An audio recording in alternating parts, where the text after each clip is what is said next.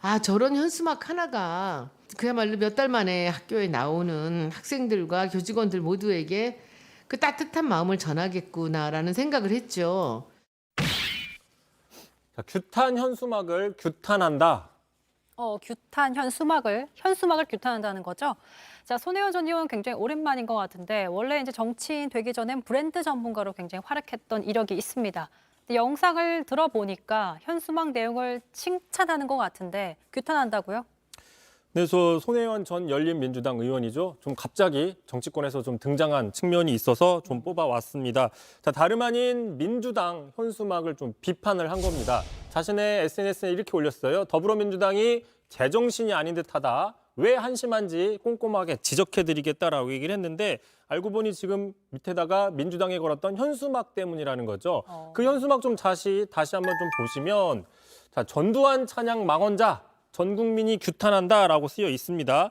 뭐 누구를 규탄하는지 강 앵커도 아시겠죠? 저는 매일 이걸 다루다 보니까 예. 누구를 겨냥하는지는 분명히 알겠습니다만 근데 뭐 제정신이 아니다라고까지 정말 표현한 거 보니까 현수막에 뭔가 중요한 문제가 있다라는 것 같습니다.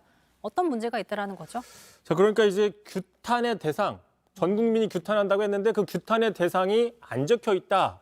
뭐 이거를 문제 삼은 거 아니냐 이렇게 추론을 해볼 수 있습니다. 실제로 이 손혜원 전 열린민주당 의원의 얘기에 대해서 한 보도도 이렇게 나왔습니다. 이 현수막에 대해서 자, 윤석열 없는 윤석열 규탄하는 현수막에 대해서 손혜원 전 의원이 민주당 제정신이 아니냐라고 비판한 거 아니냐라는 거죠. 그래서 직접 저희 제작진이 한번 손 전 의원한테 전화를 해서 물어봤더니 본인의 유튜브를 보라고 얘기를 하더라고요. 본인의 그래요? 유튜브 광고를 하길래 구체적으로 말을 안 해줬습니다. 하지만 만약에 윤석열이라는 그 후보 규탄의 대상이 빠진 거를 규탄했다고 하면은 현행 선거법을 좀 간과한 게 아니냐 이런 지적도 나오고 있습니다.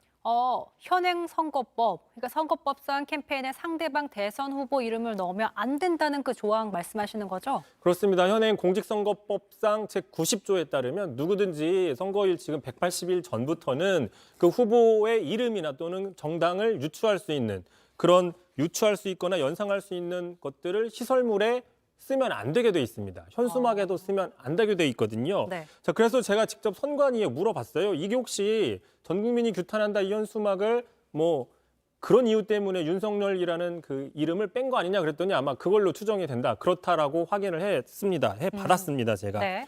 자, 비슷한 사례가 최근에 또 있었죠. 국민의힘에서 현수막을 만들려고 했을 때 지적받은 사례가 있었어요.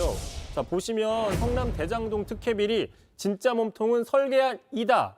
근데 저 빨간색 이가 그 특정 후보 그 후보의 성인이다 보니까 이름을 연상시킨다. 유추가 가능하다고 해서 선관위에서는 불가하다. 유권 해석을 내렸어요. 대신 자, 이렇게 하는 거는 가능하다. 자, 특검 거부하는 이가 범인이다. 근데 이가 잘 안 띄잖아요.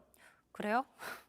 뭐 파란색, 빨간색 차이인가요? 네. 그 빨간 이는 불가능하지만 파란색 이는 가능하다. 뭐 이렇게 해가지고 뭐 국민의힘 측에서는 상당히 이 부분에 대해서 비판을 한 적이 있는데 자, 어쨌든 손혜원 의원이 자, 민주당에서는 선관위 유권 해석을 받아서 현수막을 올린 부분에 대해서 제정신이 아니다, 한심하다라고 얘기를 했는지는 손 전 의원의 유튜브를 보고 추후에 확인을 해보겠습니다.